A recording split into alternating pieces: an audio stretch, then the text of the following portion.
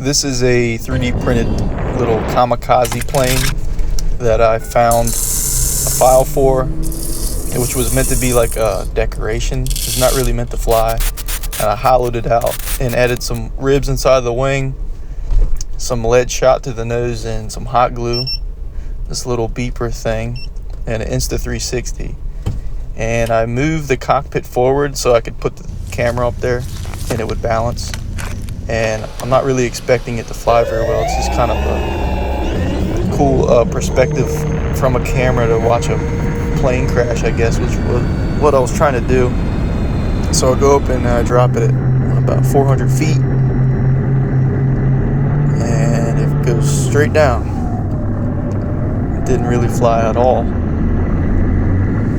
but this is a pretty cool camera view.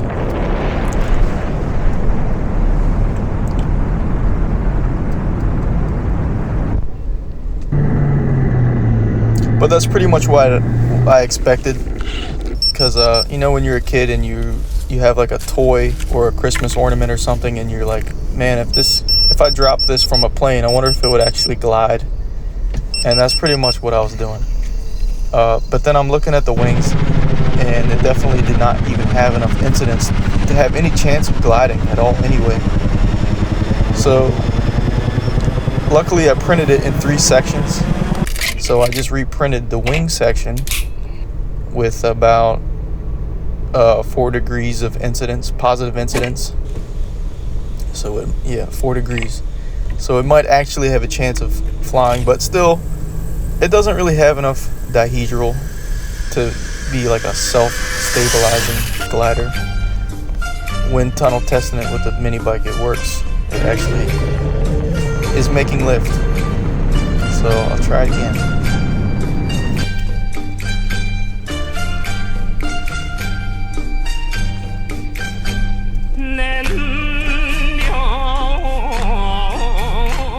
Immediately as I was watching it from the FPV goggles, I could see that it's covering a lot of ground and it was getting really hard to keep up with it.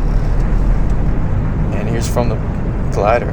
It's kind of locked into like a left spiral, but it's getting some speed and some horizontal speed, and it covered some ground.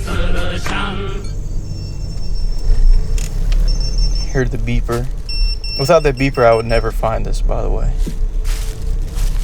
And it hit a tree branch right before it hit the ground, but even still, it must have had a lot of speed because the crater it made was pretty substantial.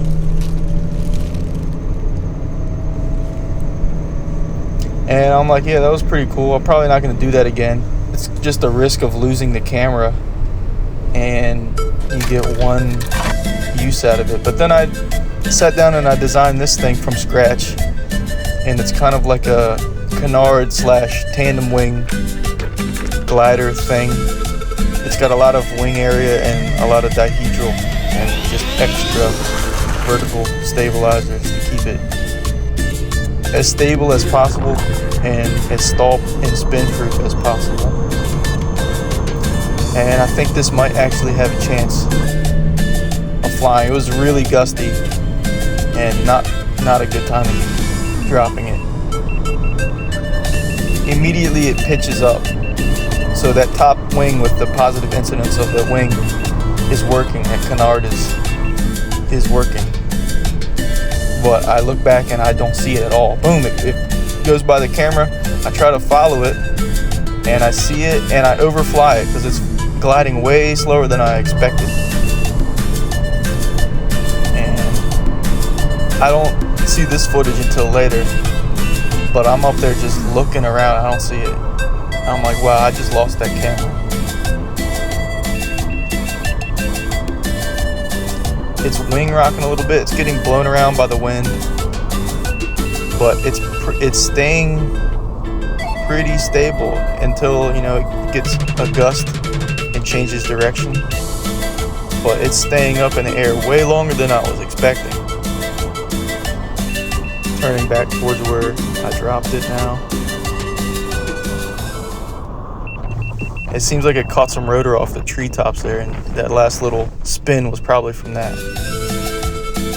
And I'm flying up there, I do a couple circles, and I don't see any sign of it. I'm like, wow, I really just lost that thing. 20 minutes, I was looking completely the wrong direction because the last direction I saw it going was kind of like southwest. And I gave up looking for it. I went back home, and that's when I heard the beep. Nice. And when I found the footage and watched it, dude, I was pumped.